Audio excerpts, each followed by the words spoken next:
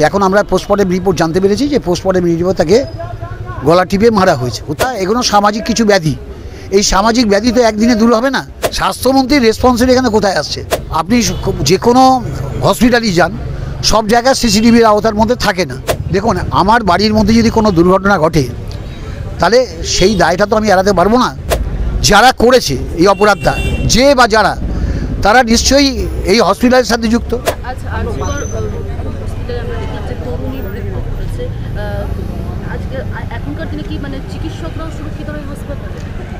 দেখুন, এরকম ঘটনা কোনো পরিবারের মধ্যে বাড়িতেও ঘটতে পারে, ঠিক আছে, বাড়িতেও ঘটতে পারে।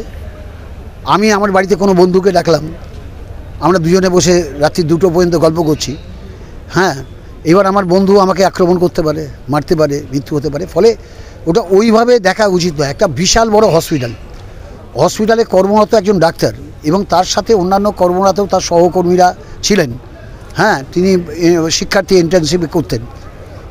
এখন কি ঘটনার পরিপ্রেক্ষিতে তাকে হত্যা করা হয়েছে? এখন আমরা পোস্টমর্টেম রিপোর্ট জানতে পেরেছি যে পোস্টমর্টেম রিপোর্ট তাকে গলা টিপে মারা হয়েছে, হত্যা করা হয়েছে। যে আমি পোস্টমর্টেম রিপোর্টে যে আমার কাছে অসমর্থিত সূত্রে যে খবর এসছে, তো এখন যদি এই মৃত্যুটা ঘটে, মৃত্যুটা তো অত্যন্ত দুর্ভাগ্যজনক। একটা হসপিটালের মধ্যে, একটা সেমিনার রুমের মধ্যে গিয়ে বসে রাত্রিবেলা ওরা ওখানে ডাক্তাররা রেস্ট নেয়, যারা কর্মরত ডাক্তার তারা গিয়ে ভিতরে রেস্ট নেয়। রেস্ট নেওয়ার সময় ওইখানে ওর ব্যক্তিগত কারোর সত্যতায় ঘটনা ঘটেছে কিনা, কেউ সম্মিলিতভাবে ওকে আক্রমণ করেছে কিনা, অন্য কোনো ঘটনা তার সাথে জড়িত আছে কিনা, যতক্ষণ না এটা তদন্ত হচ্ছে ততক্ষণ বোঝা যাবে না।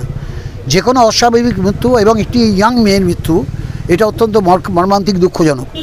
এবং প্রশাসনের পক্ষ থেকে শুধু নয়, সর্বোচ্চ আমাদের প্রশাসনের সর্বোচ্চ মুখ্যমন্ত্রী নিজে তিনি ওর পরিবারের পাশে থাকার কথা দিয়েছেন, পরিবারের সাথে কথা বলেছেন।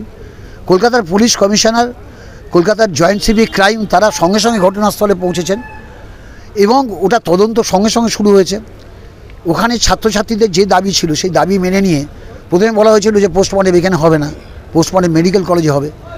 সেটাও কর্তৃপক্ষ রাজি হয়েছে, বোর্ড গঠন করতে রাজি হয়েছে। তারপরে সিদ্ধান্ত বদল হয়ে ঠিক হয়েছে না, এখানেই পোস্টমর্টেম হবে। পোস্টমর্টেম নিয়ে যে আশঙ্কা ছিল সেই আশঙ্কা দূরীভূত হয়েছে পোস্টমর্টেম রিপোর্টের মধ্যে দিয়ে, যে পোস্টমর্টেম রিপোর্টে দেখা যাচ্ছে যে তাকে হত্যা করা হয়েছে।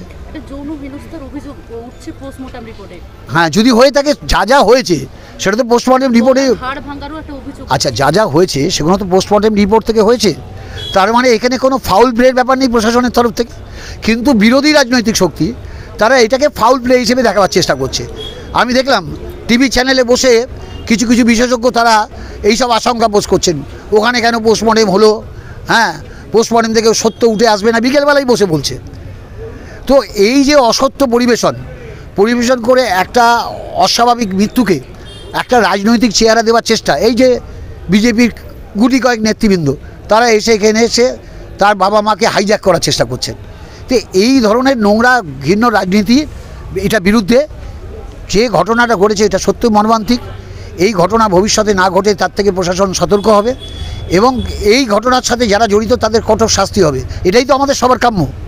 তো সেটাই হোক, সেটাই হবে, আমাদের বিশ্বাস সেটাই হবে। দেখুন, রাতারাতি এই সমাজ ব্যবস্থা পরিচ্ছন্ন হয়ে গেছে আমরা কেউ দাবি করতে পারবো না।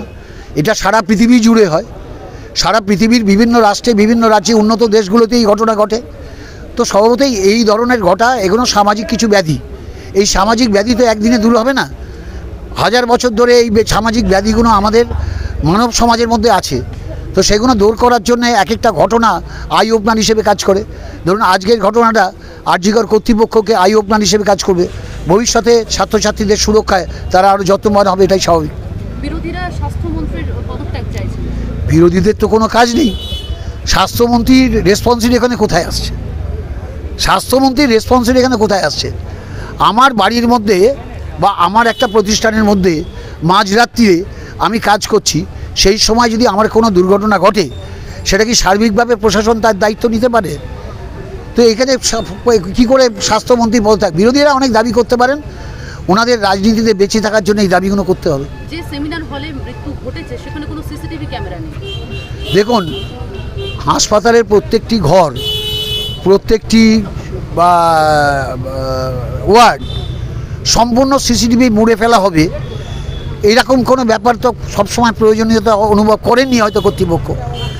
আপনি যে কোনো হসপিটালই যান, সব জায়গায় সিসিটিভির আওতার মধ্যে থাকে না।